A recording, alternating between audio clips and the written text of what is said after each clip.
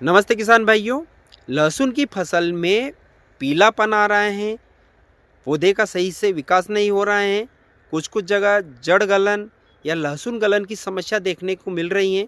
तो अब उसके लिए हम कौन सा उपचार करें, कौन सा स्प्रे करें कि हमें 100% रिजल्ट मिले और हमारी लहसुन की फसल से ये रोग 100% ख़त्म हो जाए।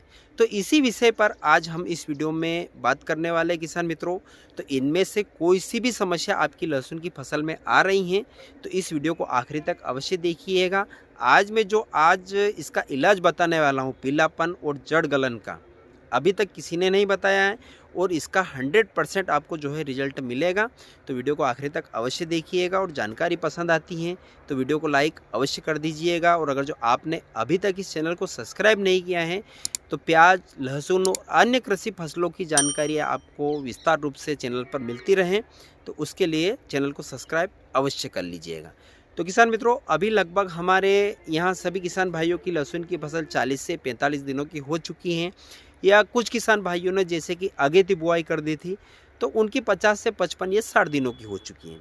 लेकिन सभी किसान भाइयों की लहसुन की फसल में एक रोग सब जगह देखने को मिल रहा है, पीलापन, पत्ते सूखना और जड़ों में जो है जड़ सूखने की समस्या।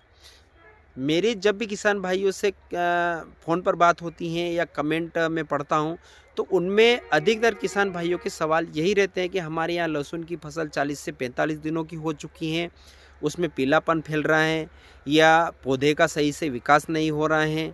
या कुछ कुछ किसान भाइयों के कमेंट थे कि हमारी जो है अगेती लहसुन की बुआई कर दी थी, हमने 40 से 45 दिनों की हो चुकी हैं और उसमें जो है जड़ सूखने की समस्या ज़्यादा देखने को मिल रही है। तो अब उसके लिए हम कौन सा उपचार करें, तो आज इन तीनों विषय पर मैं विस्तार से आपको जानकारी दूंगा। वीडियो को ध्यान से आखिरी तक अवश्य देखिएगा और एक पेन और कापी ले लीजिए।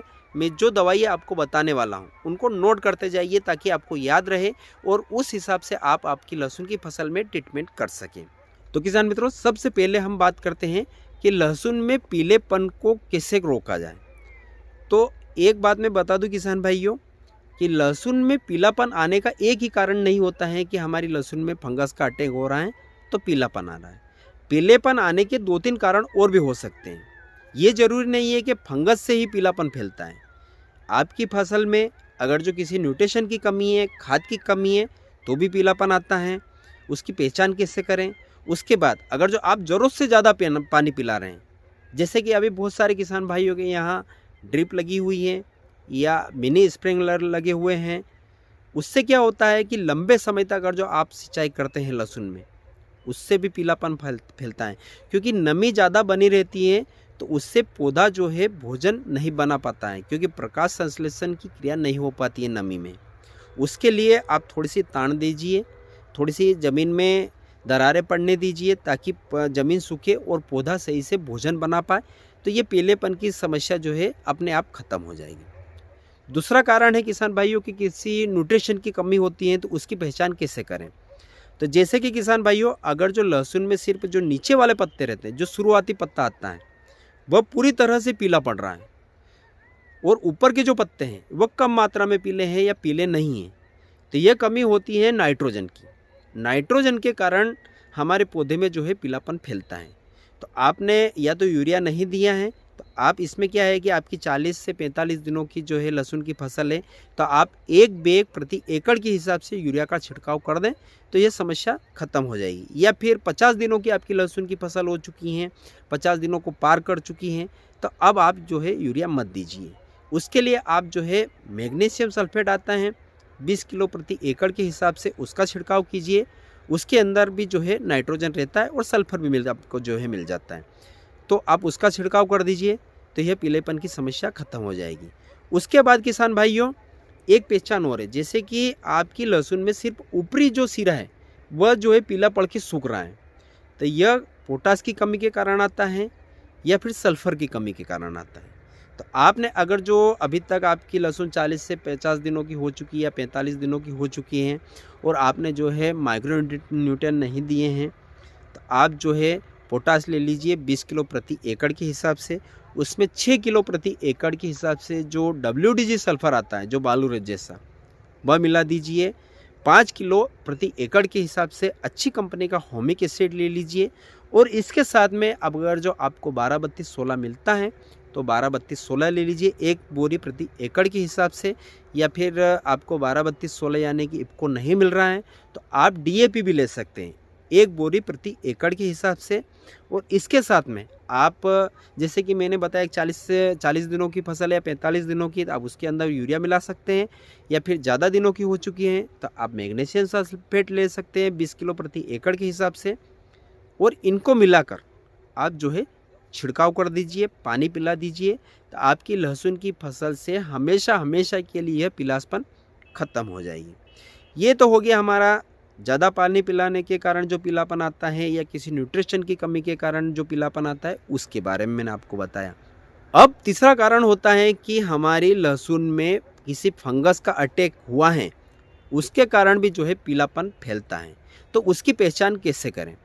तो उसके लिए क्या करना है किसान भाइयों कि हमें दोपहर के समय जाना है। आप सुबह जाओगे तो पता नहीं चलेगा, आप दोपहर के समय 12 से 1 बजे के समय जाइए। हमारी लहसुन में अगर जो हमने समय पर पानी पिला दिया है, पानी की कमी नहीं है, और अगर जो पत्ते बिल्कुल नीचे झुके हुए हैं और उसमें जो आप पत्ता तोड़ के देखेंगे तो उसमें सफ़ेद सफ़ेद धब्बे बनेंगे, धारियाँ बनी हुई हैं, तो समझ लीजिए कि आपकी लहसुन की फसल में फंगस का अटैक हुआ है। और सभी पत्ते जो है नीचे झुके हुए हैं, पत्ते पीले पड़े हुए हैं, यानी कि फंगस का अटैक हुआ है। तो अब उसके लिए हम कौन सा स्प्रे करें?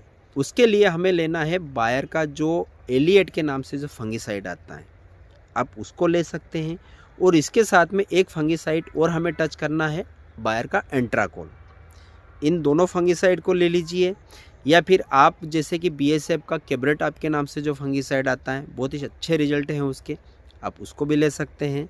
इन दोनों में से एक कोई सा भी आप चूज़ कर सकते हैं। अब इसके साथ में किसान भाइयों हमें एक जो है रस चूसक कीट के लिए जो कीटनाशक लेना है, तो उसके लिए आप या तो सिजेंटा का अलिक आता है जिसके अंदर थायोमेथाक्साम प्लस लेमड़ा रहता है, आप वो ले सकते हैं। या फिर आप जो कि थायोमेथाक्साम जो सिंगल आता है उसको भी ले सकते हैं। या फिर बायर का जो कॉन्फिडोर के नाम से आता है कीटनाशक, जिसके अंदर इमिडाक्लोरपिड 17% हमें 17.70% आता है, आप उसको भी ले सकते हैं। और इसके साथ में किसान भाइयों अब हमें जैसे कि किसान भाइयों क्या होता है कि हम नीचे से जैसे खाद द्वारा या किसी माइक्रोन्यूट्रन की तो पूर्ति करते हैं, तो उसका रिजल्ट हमें मिलता है कम से कम 10 से 15 दिनों के बाद में। और हम जैसे फसल पर स्प्रे करते हैं तो उसका रिजल्ट हमें 2 से 3 दिनों में मिल जाता है। तो उसके लिए हमें एक बेस्ट माइक्रोन्यूट्रिएंट बेस्ड टॉनिक जो आता है उसको लेना है। तो आप उसके लिए किसान भाइयों जो कि मल्टीप्लेक्स के जो क्रांति के नाम से आता है, जिसके अंदर 16 से 17 प्रकार के माइक्रोन्यूट्रिएंट रहते हैं, आप बोल सकते हैं बहुत ही शानदार रिजल्ट हैं उसके।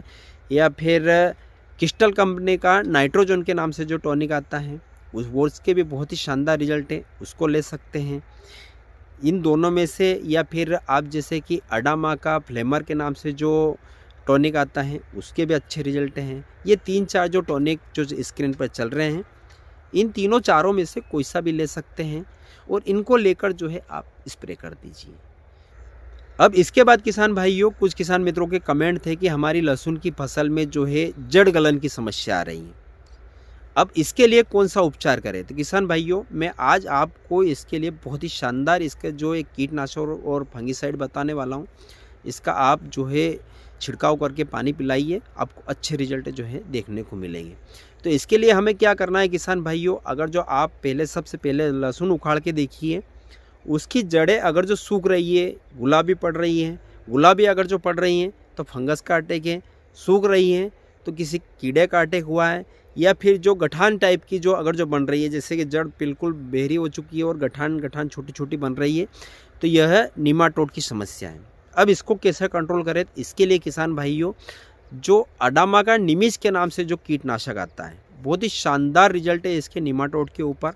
अगर जो आपको मिल जाता है, ये स्क्रीन पर चल रहा है इस तरह से जो आता है, आप उसको ले सकते हैं। इसकी डोज की अगर जो मैं बात करूँ 2 किलो प्रति एकड़ के हिसाब से इसका डोज है, तो आप इसको ले लीजिए। और इसके साथ में एक फंगिसाइड लेना है थायोफिनाइट मिथाइल, जो कि रोको के नाम से भी मिलता है आपको मार्केट में, या फिर सल्फर मिल्स का कंट्रोल के नाम से मिलता है, और अन्य कंपनियां इसको बनाती हैं। आप इसको ले लीजिए, इन दोनों को ले लीजिए, जिसकी मात्रा हमें रखना है किसान भाइयों 1 किलो प्रति एकड़ के हिसाब से। इन दोनों को खाद के साथ में मिक्स करके छिड़काव करके पानी पिला सकते हैं। तो आपकी जो नीचे जड़ गलन की समस्या है, लहसुन सड़न की समस्या है, ये ख़त्म हो जाएगी। तो किसान मित्रों, यह थी संपूर्ण जानकारी। वीडियो आपको कैसा लगा कमेंट करके ज़रूर बताइएगा, और इसके बाद भी अगर जो आपके कुछ प्रश्न हैं तो कमेंट के माध्यम से बिल्कुल पूछ सकते हैं। फिर मिलेंगे एक नए वीडियो में नए विषय के साथ में। जय जवान जय किसान।